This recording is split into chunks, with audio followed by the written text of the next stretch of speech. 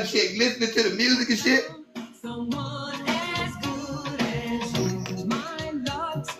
You programming all the music too? I do all the music, everything. Wow. I'm a one-man gang back here, man. I'm a one-man gang. Wow, this is absolutely amazing. I see radio shows, TV shows that ain't disorganized. Well done. Hey, I can see one with me and you. What can you see that far? You sign me up. That's what I'm talking about. Let's go, Bando. Bando. We got the Mr. Rodney Perry, y'all. Let's jump into this. Let me come in the camera. Let me come in the camera. Let's go, Sunset Talk. Let me do this real quick before we jump into this. Bloggers, get ready. We about to get it started. We about to get it popping and chopping. Sunset, I match your 1,000 that you was gonna send it, and I'll match you with another 1,000 with that, and I'll send him away on my damn self. How about that? I'll match your 1,000, and I'll send him another 1,000. That way, we'll send him another one. Well, you guys all right. Yeah, we'll send him another one. Hold up. Did I? Damn, I sent it to my goddamn self. My damn I love it. I sent it to my damn self. All right, y'all, let's jump into it. Ladies and gentlemen, without further ado, we got the Mr. Rodney Perry. Mr. Rodney Perry, born September 15, 1970, and is an American comedian and actor writer. He is most known for serving as co-host on BET night talk show, The Monique Show, where that's very interesting. We're going to get to that in a minute. Co-host on BET late night show, The Monique Show, where he provided laughs alongside actress and comedian Monique 5 nights a week from October the 5th, 2009 until the show ended in August of 2011. That sound about right? That's about right. We did 300 episodes. Chicago, Illinois. South side of Chicago.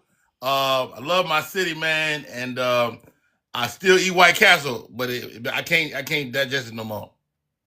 Ooh, I don't want to be nowhere in the house with you after you done ate some White Castle. Let me tell you something. Hey, Kev, I ate a White Castle last week. Shit out the whole thing. It was still in the box. It was still in the box. Still in the box. I know you motherfucking lying. I think I got some good questions for you tonight. So we gonna help Bando get to know you. We gonna help messy TikTok. This is what you call messy TikTok.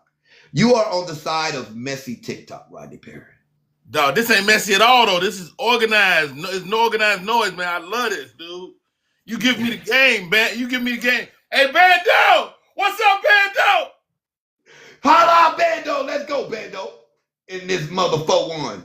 And some shit like that. If y'all have any questions, y'all can come up one at a time. Once we get through the interview, we're going to give him about maybe 10 minutes, let him answer a couple questions, and we're going to let him get up out of here, y'all. We're not going to keep him all night. So we got about 30 minutes with Mr. Perry. So we're going to whatever you ask, nothing off limits. Nothing off limits. So one at a time, I'll let y'all know when I'm going to open it up. I'm going to try to move fast. I just want to plug into him just to get a little bit more personal. I had the pleasure of sitting on his platform, Mr. Rodney Perry's platform last night, and we had a good time over there. We had a real good time over there. First time I ever chopped it up with you. I had been in your comments before. I don't think that you noticed me because, hell, you Rodney Perry. But you gave me the game last night, though. You gave me the game. Like, in life, you can live this life, and the best thing you can get is a game. Somebody explain to you what need to be done. And I thank you, dog, for that. I mean, you my guy. I gotta admit, it's my pleasure. The pleasure is definitely all mine. And I appreciate you opening up your space to me last night and give me the exposure to the people that know you.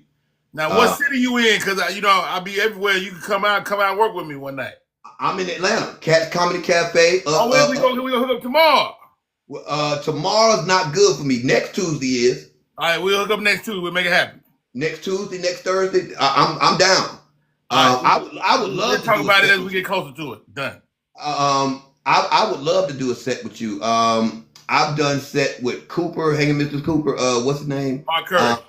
Mark Curry. I've done sets. Oh my God! I've done sets with a lot of y'all. I thought I had done a set with you at Uptown, but it might not have been you. I think you're right. I think you're right.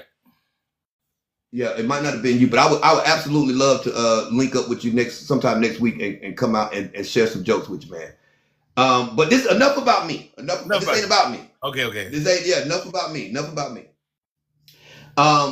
Let's start with how you got started. How did you get started in comedy? How did you get started in the business? I mean, it really go back, Kev. It go back to being a young man. My family used to throw get-togethers. You know, back in the day, we'd have get-togethers. And my mother and my father would listen to party records. Miles Mabley, Red Fox, Richard Pryor. And I would sit there and listen to them, the adults, laughing at this guy on the record. And I was amazed by it. So that was the beginning of it. And then when I saw Eddie Murphy on Saturday Night Live, that's when it became real. Who are your favorites? Who are your top two? Richard Pryor, Eddie Murphy, period, hands down. Richard Pryor, Red Fox. I love Red Fox. I love St. Louis Red. I mess with St. Louis Red, and Red Fox changed the game for TV. But I'm a Eddie Murphy. Eddie Murphy looked like little dark skinned black me, and so I identify with him. My top two, Eddie Murphy would probably be in my top five, definitely. Oh, for sure. But my two would be Red Fox and Richard Pryor. What was your first movie? Red to answer, your face is like a mold for gorilla cookies. Look here, and can't nobody do stand up like Red. Can't nobody do stand up like Red. Anytime you do stand up over music, you cold. If you could do now I can do stand up over music. I do it every night. You got that voice. You got that voice. You remind me of Red. Do I really? You got that voice. Yeah, hey, hold on, Bando. Jack. They say I'm not funny though. They say I'm not funny. Not the Bando. No, the Bando don't say. Everybody else say that though. Hey, dog. I got you now. I got you. I need all the game I can get. I need all the game I can get. What comedians other than Monique have you worked with? I work with Sid the Entertainer. That's my mentor. I work with Steve Harvey. I work with George Lopez. I work with all of my contemporaries, JB Smooth, like all the young guys. But you know, like working with Sid and Steve taught me the game because they had us. You couldn't come with them if you wasn't dressed. You had to be dressed nice. You had to wear suits. That's what it was back then. And Sid, after Sid did the Kings of Comedy, he took a bunch of us on the road. Have you ever worked with Cat Williams? Cat Williams we was there together. Okay. Cat Williams we was right there next to each other, and he just blew up. After he did Money Mike, he was gone. But yeah, Cat is my guy. Cat is definitely my Cat. If I could be mentored, people don't say about Cat Williams, he wasn't the smartest man in the world. Like he's a certified genius. I've always said if I could be mentored by a comic, it would be Cat Williams. And he would do it too. Like Cat will see you here doing this, and he'll take you on the road. He took 8 or 9 of my friends on the road. Tell Cat I'm free. I'm available. Is you let him know? Hey, beware what you ask for. You might get it. Shit, you know, hell, you have not because you asked not. Shit. Shit. I don't know if you're aware of this, but when all of that was going down with Monique and her son and Monique's husband and everything, I'm the one that did the interview with Monique's son that was on Comedy Hype. Oh wow, that's me. I'm the one that interviewed Shalon. So you interviewed Shalon? Yes, I interviewed Shalon. Well, you know what, man. You know what? I really don't say nothing bad about Monique because she was there for me when nobody else was. She made sure I got my money. Like, I'm gonna give you a quick story. So when I first started working with Monique, I had never made $5,000 for a single show. And I said, Mo, I don't even know what to ask. And I work with Sid and Steve. And, Sid and Steve, you make what you make with them. And so she's like, I'll put you on the phone with the promoter. I'm like, I don't know how to talk to no promoter, Mo. I'm like, how much do I ask for? She said, ask for 5,000. I said, well, I ain't never got 5,000. She said, nigga, ask for it. Right? I get on the phone with the promoter like, hey, dog, how much you gonna cost me, dog? I said, give me $5,000. He said, oh no, I can't do that now. That ain't no. We called Monique on 3-way. Hey, sugar. Hey, man, Miss Monique, I got your boy on the phone. He want $5,000. I told him I can get anybody to do his job. She said, no, you can't, sugar. Because can't nobody work with me but him. He said, what, you gonna mess this deal up over $5,000? She said, no, you gonna mess this deal up over $5,000. And so I got money with Monique. I mean, $10,000 a show, $15,000. And so, she's just fair, dude. Like, I can't speak to her relationship with her son, but she's been nothing but fair to me. The interview that we did it was real good, and since then they've actually, because I was pretty hard on Shalon. About his mama. They kind of. You really helped them mend some fences, bro. Yeah. I was really hard. I was pretty tough on him. The interview is on my page. I'm gonna repost it just so people can see it again. But I was pretty tough on him. But they since then mended fences. I mean, this is the thing. I'm a father of 6 kids. And sometimes you make a wrong decision with a child, or your kids come as you're developing. And so now you tend to ignore those children, and you don't want to, you don't mean to, but that can happen. And so it happened with me. I miss birthday parties and different moments in life with my kids, but they got to know that you'll do anything for them and you'll die for them. Absolutely correct. Absolutely correct. So even though you missed moments, you were still accessible. Exactly. I'm at home. I'm at home more than a nigga with a 40-hour job. You at home more than a nigga with a 40? You be gone a lot too, because you just flew in today, right? When did you fly in? I'm going to be here till Friday. I'm going to be here every day, all day till Friday. And where are you just flying in from, and what show did you just come off doing? I was in St. Louis at the Helium Comedy Club. 5 big shows, 4th of July weekend. When I tell you, Kev, your boy is funny, nigga. Kev, I beat their ass to death. I beat their ass to death all weekend. Man, shout out to my man Marvin Davis, who featured for me, and my other homeboy came through. It was a great weekend though. So Marvin Davis was your co-headliner? Yeah, that's my feature act. Yeah. How much did you make? How much money did you make when you first started making money in comedy? The first time you got paid for a show, how much money did you make? Maybe $100. I asked that for a reason, because I tell people all the time that ain't no money at first. Ain't no money at first, and they think that comedians, because you're a comedian, you're supposed to be known everywhere. You said entertainer, when you see you pay $100 to $200 ticket, it ain't like that at first. For none of us. For nobody. Like nobody. You for a long time. How long did you do open mics? How long did you do open mics? I still do open mics. So you never stopped doing open mics? It's the gym for me. It's where I work out. So that's why I work out. That's why I told you I see your cats, because that's where I work out. If I get an idea, I need to take it in front of people. And so that's what I do. But to answer your question, I did open mics probably my first 10 years. Wow. Where I had to. And that was before the internet. It wasn't no internet. You gotta think, dude. I'm an old nigga. I'm 55. I'm 55 in September. So I came up after Steve and them, after Said, along with Cat. We didn't have no internet. The internet don't come to 2000. Yeah, around about 2000. Yeah. So what we had to do, what the old niggas got to do, we got to figure this out.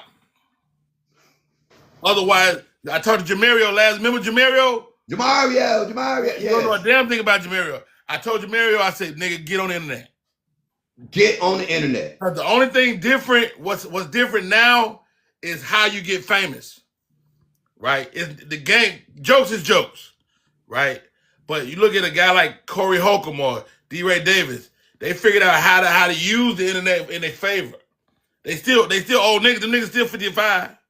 But see, what the internet does is it gives you exposure in places that you normally wouldn't be.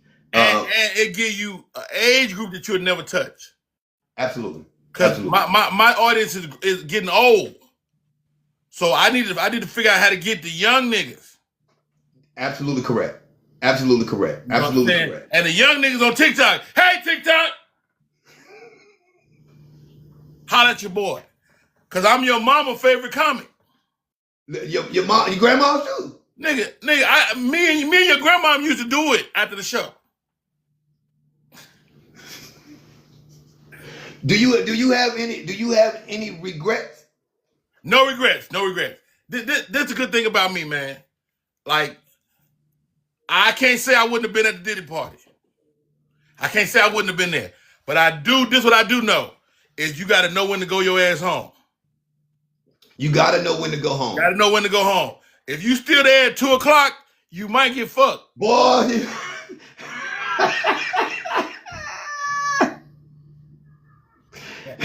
See, a lot of cats, they So you know what you did, boy? Man, I would have been right there. I'd have been right there. But I tell you what, at 11:30, Kev, at 11:30, I'm going home. I'm out of here, bitch. I'm out of here. Goodbye. Hey, Diddy, holla at your boy. Diddy. I'm out of here, bitch. I'm gone, baby.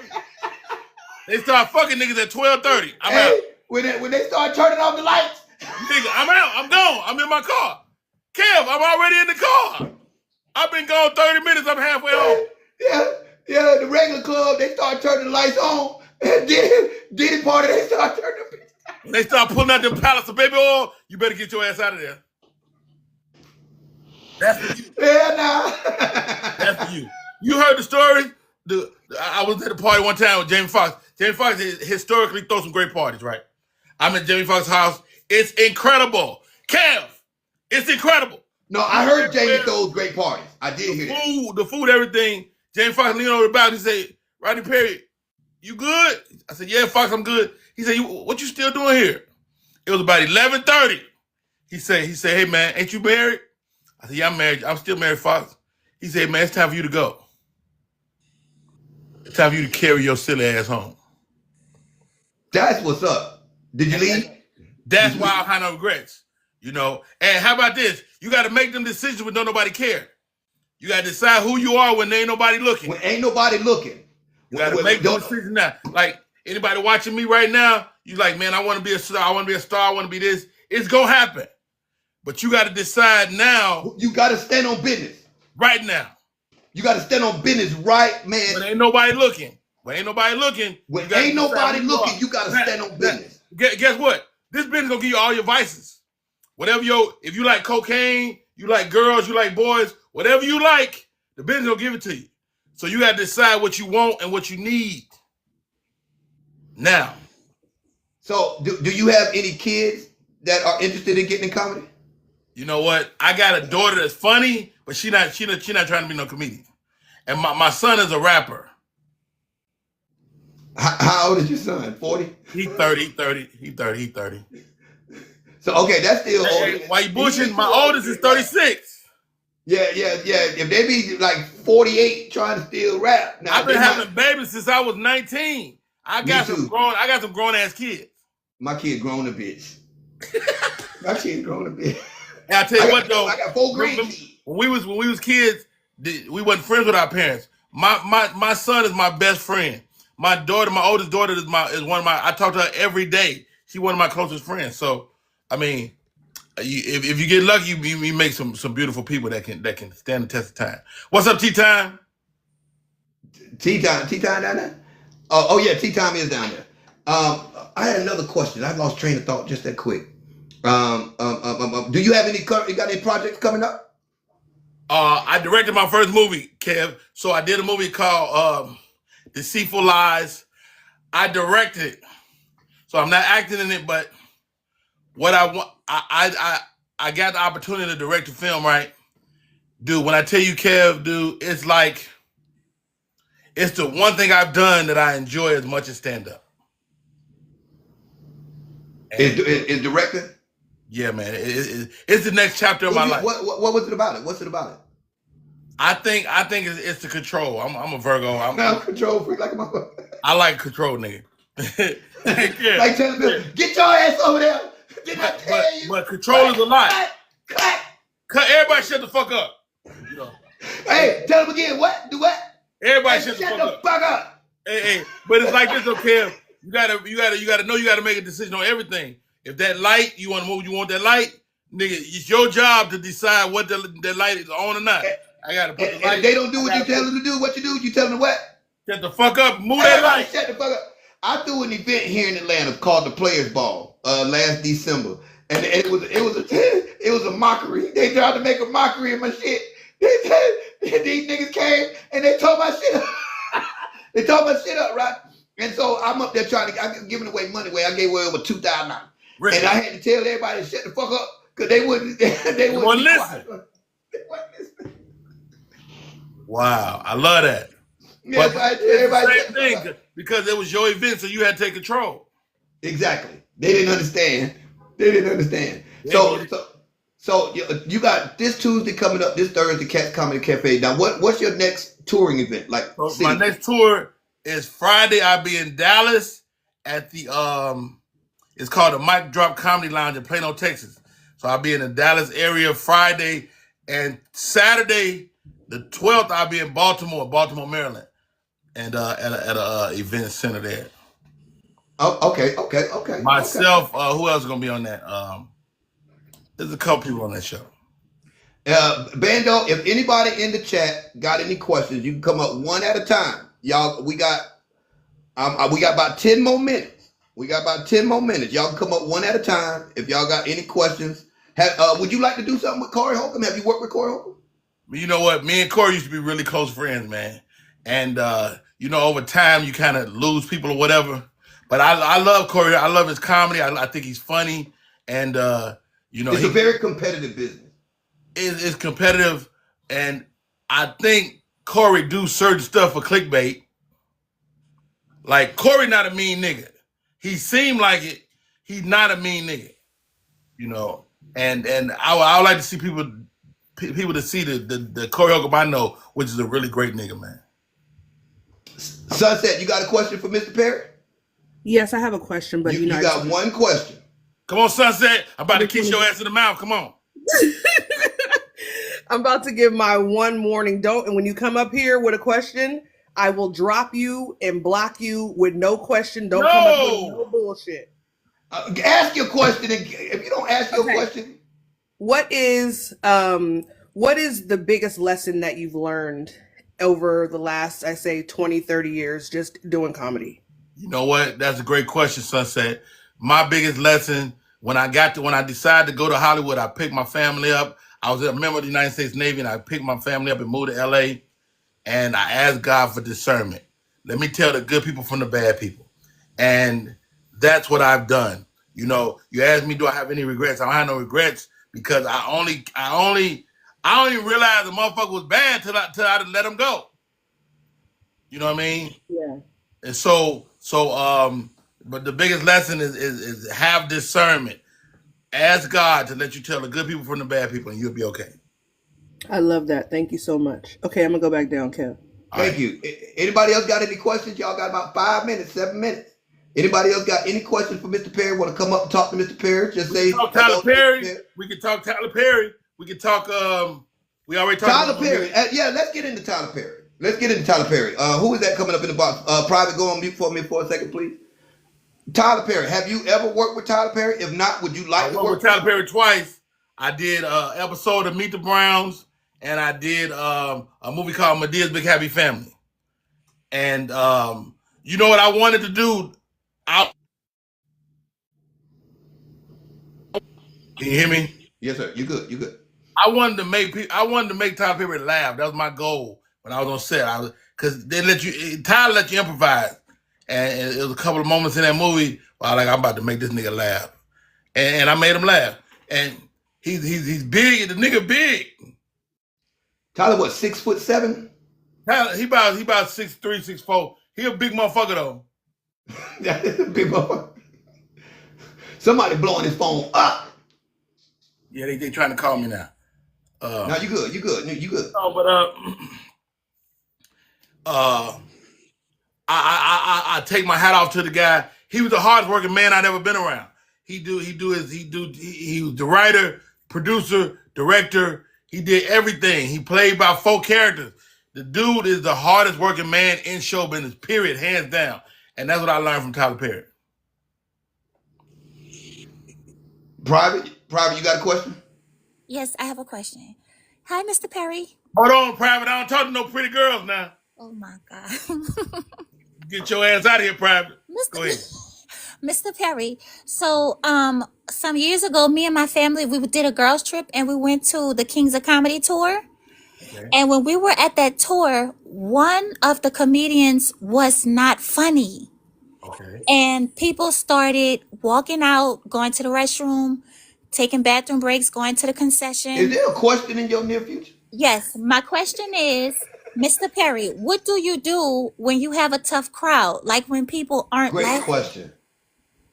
Great question. Here's the reality. Private. If you do comedy over time, you're going to have a bad day. It happens to all of us. You know, from Richard Pryor to Eddie Murphy, everybody have a bad day. So you got to be like a DB or a shooter in basketball. You got to come back out and shoot that motherfucker again. Because it's never the audience. Arsenio Hall said this. It's never the audience. It's always something you as a professional could do better. And so if you have a bad day, you go. I got to go up within 24 hours and do another set. I need to go up. But you don't want to have no bad show in front of a bunch of people, though. I'll tell you that. I'm talking. You ever been booed? Nigga, have I been? Nigga, first of all, I played the Apollo Theater. Them niggas be outside warming up to boo you at. Boo boo. No, but I did Chocolate Sundays in LA and I got booed. And they just didn't like me. They just didn't like it. Wasn't what I was saying, they just didn't like me. So I'm getting booed 30 seconds into my set. And Guy Tor, who's the host, he came back out. He said, man, you can't talk about my audience like that. A white dude, out of all the niggas, the white dude stood on his feet and started booing me. And there's consequences to the boo. If you get booed, I couldn't get back up at that spot for 2 years. That's just what it was. But you know, at the same time, it's part of the story. Everything good or bad is part of your story. You know, Perry lived in this car. I got booed before. Whatever that story is. And how about this? Niggas don't forget. Niggas don't forget. If you get booed, like you remember that person, you can't remember their name, but you remember that moment. If you see that nigga again, you be like, nigga, I was there. I was there. I saw that. That nigga, he remember that shit too. Like that's one thing that I always say is that every comedian, every good comedian has been booed before. Yeah. Every good comedian. Now you'll see this, Kev. A lot of niggas say they don't get booed because they got off before the boo happened. No, they got booed. You got booed, bitch. Bitch, you got off the stage, but you was about to get booed. Dude. That's some funny shit, cause that shit true as fuck. That, you know, people think that just when you go on stage that it's just gonna be automatic. It's not. Hey, how about this? Worse than a boo is silence. A silence is worse than a boo. When you up there thinking you got some funny shit and you say that shit to them, and then they be like this. Nigga, you want to kill your goddamn self. You want to stab yourself. You want to jump off a building. All right, Private, thank you for coming up. We got somebody else. We got some more questions for Mr. Perry. Private, you're too damn pretty to be pretty. Yeah, I told her she need to scratch her face or something. Let's go, y'all. She need a bump on her cheek with some hair coming out of it. Yeah, she needs some acne. We got too many people up here. Somebody got to drop. Moments, I'll bring you right back. Moments. That's my girl, LOL. LOL, what's up, baby? Hey, how y'all doing? Welcome to the bando. Everybody in the bando, pick up LOL, y'all. She's funny as hell, too. We was over there on Rodney's platform last night, all chopping it up and getting it in. Everybody pick up LOL in the chat, y'all. Everybody in the chat pick up LOL and make sure y'all pick up Mr. Rodney Perry. Show him some love, y'all. Run up his numbers. He's sitting at 23K, y'all. Can we get him to 30K? Can we get him to 30K, y'all? He's the guest. He's the guest of the night. He's the feature.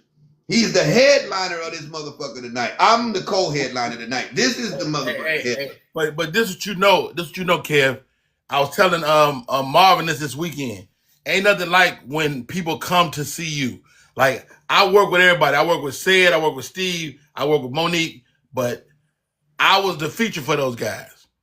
Ain't nothing like, nigga, ain't nobody after you. Your name on the motherfucking marquee, sign me up for that shit. I decided years ago that I'd take my little 3,000 to 5,000 over 10 to 15 with somebody else. I'm trying to tell you, I just did 2 shows last year at Uptown Comedy Corner. So it was packed house. On a Tuesday night. Wow. On a packed house on a Tuesday night. And yeah, you already know what that is. That's on big.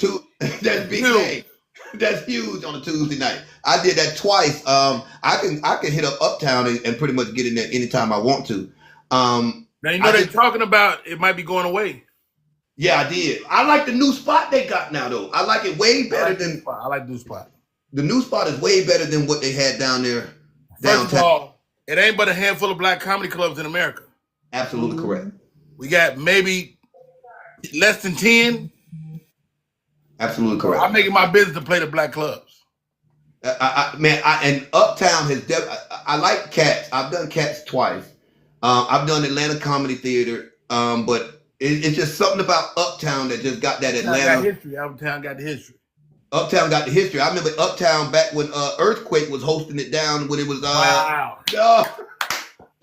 Come on, legend. Come on, legend. I can go way back, man. Back when Cheryl Underwood was hosting. Dude, I used to do that club, right? Mr. Tiny Listen, God rest his soul. That nigga choked me on stage. He was choking me. And I was like, hey man, let me go. That nigga I had dinner with Tiny Lester, me and my ex-wife at Justin's, because you know Diddy had that club Justin's down there. It was a restaurant, yep. Yep. And I had dinner with him down there. What's the old boy? Played the uncle in Friday. What's his name? I can't even think. Pop Witherspoon. Not Witherspoon, the other one that played in part 2.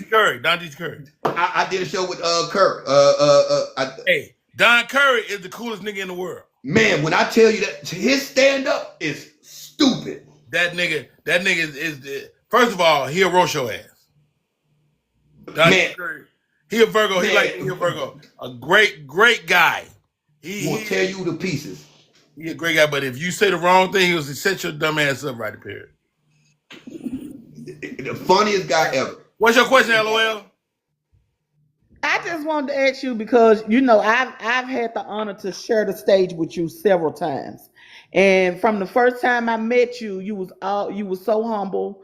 You gave me your number. You told me I can call you. I just wanted to know because some comics who have done as much as you, you know, you act and you did with so many people, they don't even want you near them. But what humbles you to make you want to share your gifts and wisdom of your talent with other comedians? I blame it on my OGs, you know. Like I got the game from so many people, and I tell you, what's his name? Not Don Curry, but watch out there now. What's his name? Tell me his name. I know who. What is his name? Watch out there now. Witherspoon. It was not Witherspoon. Tom Joyner Morning Show. Yes. No, not yes. Brown. Yeah, Jesse Brown. Jesse Brown put aside what they say. Rodney Perry. People only want the game. If you can stop and get somebody the game, they don't want your money. They don't want nothing. They just want the game. So if you give them the game, that's more important. So if I meet Miss LOL and I don't give you the game, I'm not taking care of my comedy. I'm not taking care of comedians. Mm-hmm. Yeah. Well, I appreciate that. I really do. I've always appreciate your wisdom and everything you've told me, and just respected the fact that you just take the time to talk. Now, Miss LOL, can I ask you a question?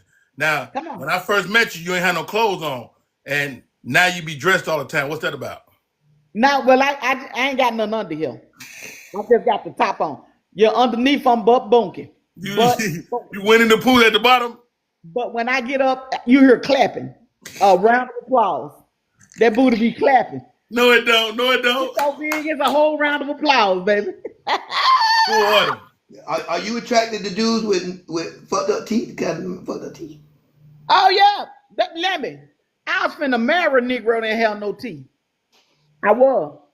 I I ain't like even a kidding. woman with the tooth missing right behind the smile teeth. I like that. That I was like that sucker. I like. It should show me yeah. she had to make a decision. Yeah, but you know what, Rodney? I ain't before I knew you was married. You was this close to getting a little bit. I ain't even know. I was gonna give you something because you bow-legged. Boy, I am a nigga little bow-legged. bow-legged. I am a Yeah, little bow-legged. I had already got your EBT card with your name on it. I We, had no idea. yeah, I'm I'm Yeah, good. finna see, get I normally date you. dark skinned women. I normally like my women dark, but LOL, you make me want to switch up. She Hey, is a little hey, She caramel. She caramel. let me tell you, you better watch yourself because I'll make you change your address, nigga. I'm telling you. I'll make you change your address. You don't know about me, baby. Hey, they call me Dana, baby. Yeah. Yo, you I all. had one lady on here talking about so she'll turn me into motherfucking lingerie. They'll call it the Kevdacomic line. Hey, let me tell you. I know the anatomy down there. I know about that little line under the balls. You know that little line? Oh no. What's that name? Hey! I'm telling you, I know about that little line right there. That little line will make you put some shit in your name. I'm telling you, you better not mess with me. You'll change your whole address. LOL. Down When in the I say building. I Hey, also hey, I, shout I out would to Miss also love LOL in to the building. Man, I bro, would y'all better love get to ready. get to interview you as well, LOL. I definitely would love to sit down and chop it up with you. For somebody that hasn't been in the game as long as the Mr. Rodney Perry extraordinaire, people like you've been in the. I'm sure you've been on stage with him. I haven't been on stage with him, so Well, I'm sure well, I've there's a been lot doing I can comedy learn for from you. 24 years, though. I've You been say doing it got comedy. nasty in here. Yeah, I'm sure there's a lot I can learn from you. So I would love to sit down and have a conversation with you as well. So, Yeah. and Yeah, I'm sure my chat would love it too. I'm sure my chat would love it too. yeah, I've been blessed. I've been blessed. The first time I ever got on stage, I got to open for Cedric the Entertainer. And he is humble just like Rodney. I love You got to him. come with I it. learned the game. I learned the When you game from open it Sid. for I learned the Sid, game. Like Yeah. that's where I learned the game from, man. when Yep. you open it Yep. for people like Rodney Perry, Cedric Entertainer, you gotta Mm-hmm. be on it. You Yep. gotta be on it. Just I've got been rip. blessed. This all you got to do. Rip your time. You ain't got but 5-7 minutes. Rip the 5-7 minutes. Rip Hey, it. you know I done did Apollo, Rodney. You know they gave me 3 minutes and I got a standing ovation on that Told you motherfucker. that. I told them niggas. Cause you gotta get them right off the rip. You gotta get them off You the gotta rip. get the You got Apollo. to. They be on. You They got be a when they gut warming punch. up to boo your Gut ass punch. outside. Gut punch. That's what folk makes up. They come out and try to tell stories. Nigga, don't nobody know you. We don't want to listen to your story. Make me laugh. I don't spend my First of all, life. New Yorkers don't play. New I know. Yorkers is not a game. They Okay, don't so play. that's a They great don't question. play. That's But a great question. I Let me ask you this, Rodney. When you go to different cities and different clubs, are the markets different? Absolutely. Are the markets different? Are the people different? Is the audience different? Like for me, my number one city is Baltimore, Maryland. Baltimore love Rodney Perry, and they come out, they spend their money. They cause the club I play down there, they about three. LOL, I'm gonna swap you out, love. I'm gonna swap you out. Thank you for coming up. yeah. They got about 350 seats in Baltimore, but Baltimore is my number one city. You know, yes for me. No, I was telling my mom to bring somebody else up. Oh, okay. I got this over here. I'm directed. I'm I see. directed. I know. But every city is I'm different though. directed. I've been to Austin, Texas. I've been to Amsterdam. I seen the world telling jokes. I've been to Korea. You know, I've been all over the country, all over the world. So what's your favorite market? You say Baltimore is your favorite market? Baltimore's my favorite. Well, Chicago and Baltimore and Chicago.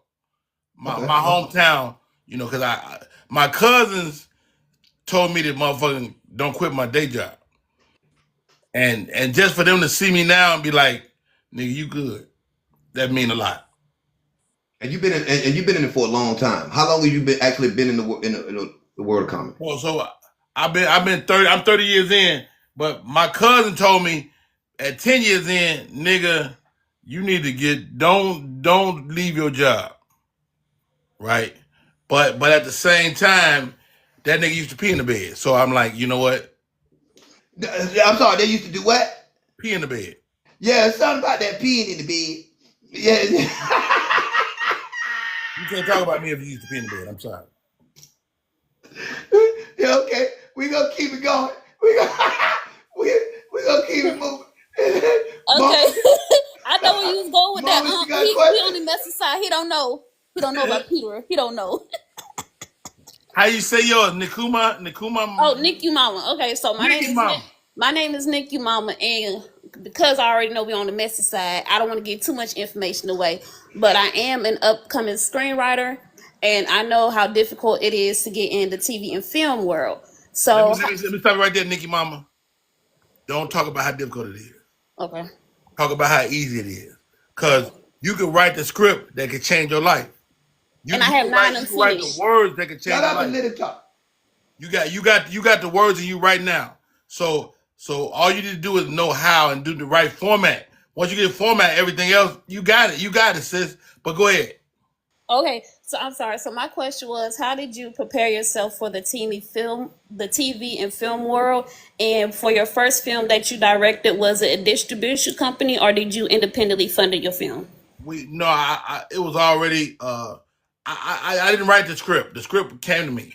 So the movie that I directed, and I helped them find distribution. I helped them get to a streaming platform. But that's just because I know people I just know people. But streaming is where it's at now. I think that's happening whether it's on BT or Tubi or whatever you're doing. Streaming is changing the game.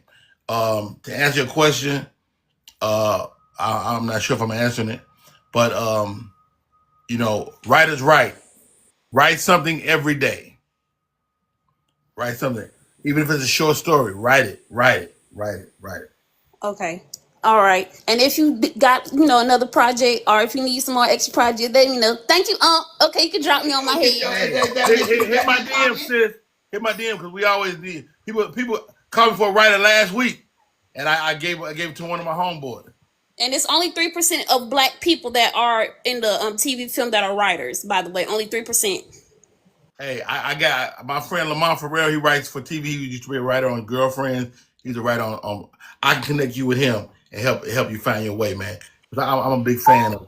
We got to write our stories. If people of color, we have to write our story. Don't make me cry. Okay, thank you, Bando. Go ahead, drop me. Oh. Get out of here. You better not start all that damn crying. Crying. All that damn crying. Let's go. Who else we got? Who we got? Marie, let's go, Marie. Yeah, I told you, Rod. Hold up, Marie. Hold up, Rod. I told you they fine in the band, though, boy. Man, I'm about to say, Marie Cole. Marie Cole. They fine in the band, though, boy.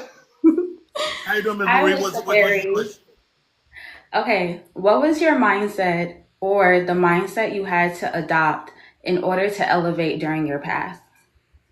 Well, that's first of all, super great question. I mean,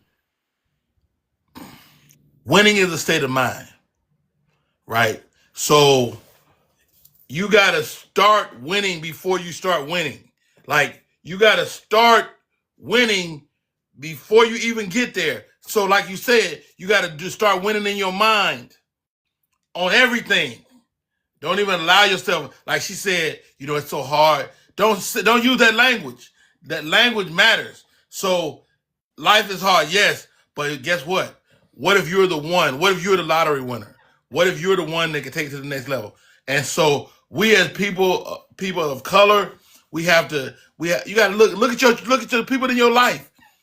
It's people, your family won.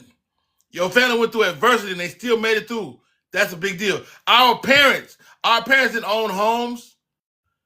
Our parents didn't do some of the things we've done, but guess what? You did. Thank you. I love that. I'm a firm believer that everything starts with the mind and that you have to truly walk in what you want to do before. And if you change your mind, you change your situation. Yes. Thank you so much. Hi, baby. You know what, Kev? That's my next thing in life, man. I'm getting into motivation, so I'm glad they asked me these motivational questions because. And you dropping jewels, you dropping gems on them. You hit them. I've been living 55 years, bro. You know what I mean? I've been living 55 years, so. Oh, I got a question for the bando. Okay, we love Stevie Wonder. Stevie Wonder is the man that sings people home to glory when they pass away. Who gonna be that person when Stevie Wonder passed away?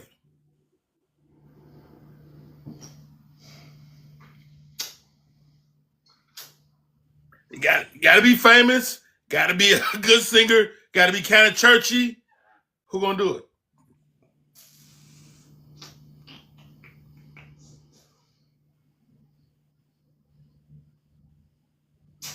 I said maybe Jamie Foxx. No, maybe Fantasia.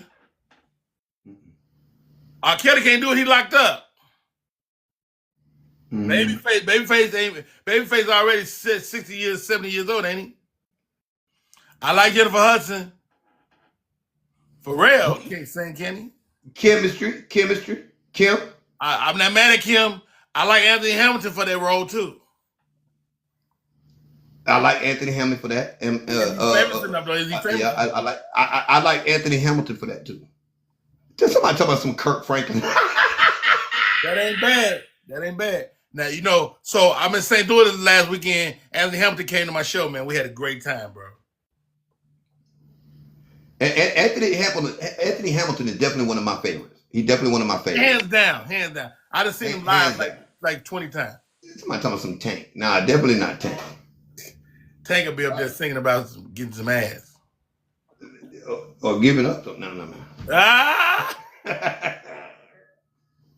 Who we got on here? Lindsay. Hey, Rodney. Hey, Lindsay. How you doing? How you doing? Where you Okay. from? What city you from? I'm from North Carolina. Okay, where though? Don't be turning your head sideways. What you doing? I mean, your voice says it. Were you from Charlotte? Oh, look at you. From Raleigh? Were you from Raleigh, Durham?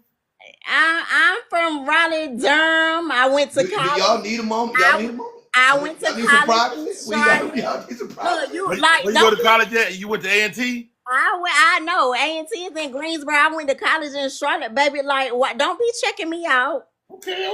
Let me find out. Okay, what's your question, sis? So my question is, if you had the opportunity to redo Who's Got Jokes with Tommy Ford and Bill Bellamy, what would you do differently? Not changing nobody, but what would you do differently? All right, I'm gonna give you some game, Lindsay. I'm gonna give you this first of all. That's a great question. When we playing Who's Got Jokes, they offered it to Bill Bellamy. Bill Bellamy turned it down initially. They came to me. They was gonna make me. I was gonna be the host. They came to me, and my dumb ass go, "Hey man, let me think about it." And I said, "Let me sleep on it." And in that time, Bill Bellamy came back and said he would take it, and I became the man on the street, and Bill became the host. So I say to you tonight, all y'all listening, nigga, don't think about it, nigga, just do it. One thing about opportunity, you got to be ready to, because it's got other places to go. It's got other. Stay ready till you ain't got to get ready. No, but that was a great question. But Tommy Ford, God rest his soul, man, one of my closest and dearest friends. So we changed some stuff for Tommy, because Tommy was well endowed. So I don't know if you remember, but the first season, Tommy had he didn't have nothing in front of him. He was just sitting in a chair. But women was sending letters. They were like, ooh, look at Tommy's stuff. And so they had to put a little desk in front of him to cover up his penis. That's a true story. And the shit that you learned in interviews, that's a little story. But no, that's good. No, that's a good story though. That's actually a good story. It ain't weird or no shit. That's actually a good ass story. That's what it was. But I'm a stroke survivor. I don't know if you know this or not, Kev. I'm a stroke survivor. So 8 years ago I had a stroke. When I was in the hospital, Tommy Ford called me, was like, "Yo, Rod, you're gonna be okay, man. Hey, just trust God." And he passed away the next day. Oh wow! So he had an aneurysm, a stomach aneurysm. So he had a clot that bust and went into his stomach and killed him. But yeah, man, I miss him dearly, man. Good guy, great guy. How long were your friends? Probably a decade. Yeah. That's that. Tommy used to tell me Martin's story. So he said Martin So Martin would tell Cole, it ain't gonna be no Urkels on this motherfucking set. Because Urkel was killed. I mean, everybody would talk about Urkel because Urkel came. Urkel was never supposed to happen. And so Cole was starting to become that guy on Martin. And Martin Lawrence was like, nah, nigga, ain't gonna be no Urkels on this motherfucker. Ain't none. Yeah. Have you ever worked with Martin Lawrence? Well, he produced First Amendment, which I did, and I got to meet him there years ago. Did you do Def Comedy Jam? I did the second iteration when they came back. When they revamped it? I do the first wave, I did the second wave. Okay, gotcha. But yeah, I did do Def Jam. And for years, people would give me credit for Def Jam and I hadn't done it. I could have sworn I saw you on Def Comedy Jam. I did it when they came back. So you wasn't on the original season of Def Comedy. I wasn't on the original Def Jam. I was doing comedy back then, but I wasn't on Def Jam. You know, I was a Rudy Poot. I was a young boy. I was young. But I ain't gonna lie. Even going back and watching videos and content, you know, of other comics, even now, you learn a lot from it. Just stage presentation. When you look at how they interact with the crowd. Look at it like this. Before Def Jam, it wasn't no black comedy. There was no black comedy. Like, it was black people doing comedy, but it was really mainstream. Like, we don't have black comedy. We don't have Kid Capri. We don't have music. None of that stuff happened till after Def Jam. So you got to take your hat out. You got to take your hat off to Russell Simmons and the original host. And get this, the host was gonna be Robin Harris. Did you know Robin Harris? I knew his wife and his children, his family, but so I decided I want to be a comedian. Right, I moved back to Chicago, and I don't know what to do, Kev. I don't know the open mics. I don't know that. This is like 88, 89, and so I know I want to do comedy, and I'm at my grandmother's house in Chicago, and Robin Harris is at the Regal Theater right down the street.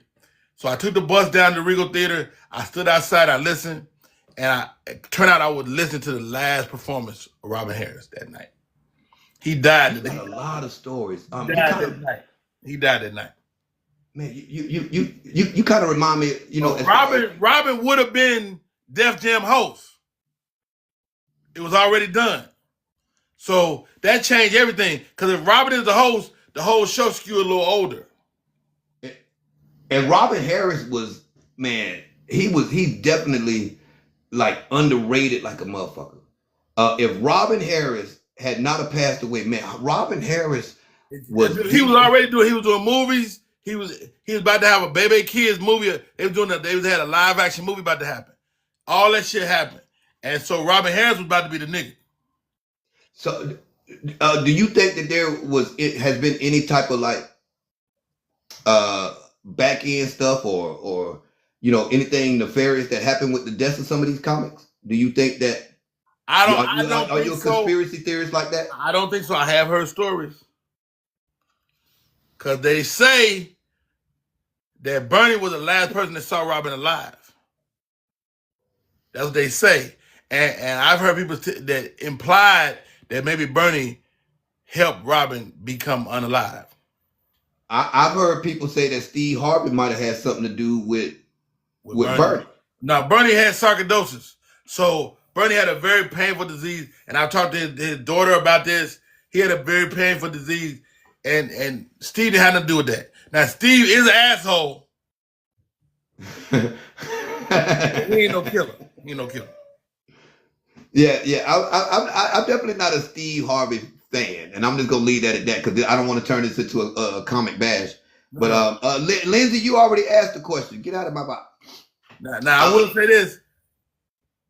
This thing about Steve. Steve ain't a personable guy, but he's the most personable guy. Like, I work for Steve, so Steve had a show called Steve Harvey Big Time. I was a writer on that show. Steve would give us so much game every day, like from the business, from owning stuff, from being, so if you get a chance to be around him, I would not be around him if I was you. I would definitely be around him, and you know, like Steve right now owns grocery stores. Like, remember them shoes, the pointy shoes everybody was wearing? That came from Steve Harvey. With the little metal on the tip. All that shit. That's Steve Harvey. Now that came from MC Hammer, because he had the Hammer pants. First of all, don't you bring up Hammer. Don't you bring up motherfucker. Let me tell you something, Kev. Nigga, I wanted to be Hammer. Yeah, I had Hammer pants and everything. Nigga, look, I saw Hammer live like 5 times. Hammer put on the best show I've ever seen. Period. Well, Michael Jackson, but outside of Michael Jackson. I ain't seen Michael Jackson. I ain't seen it. Well, you said that you seen. My bad. You right. This your interview. Who the fuck am I? This your motherfucking interview. So shut my motherfucking mouth up. You right. But don't get me wrong. I think Michael Jackson cold though. I don't care which one y'all talking about. The light skinned Michael Jackson, the nigga look like an old white woman. I like all of Michael Jacksons. We got the famous comedian, actor, songwriter, man. Look here, motivational speaker, Mr. Rodney Perry.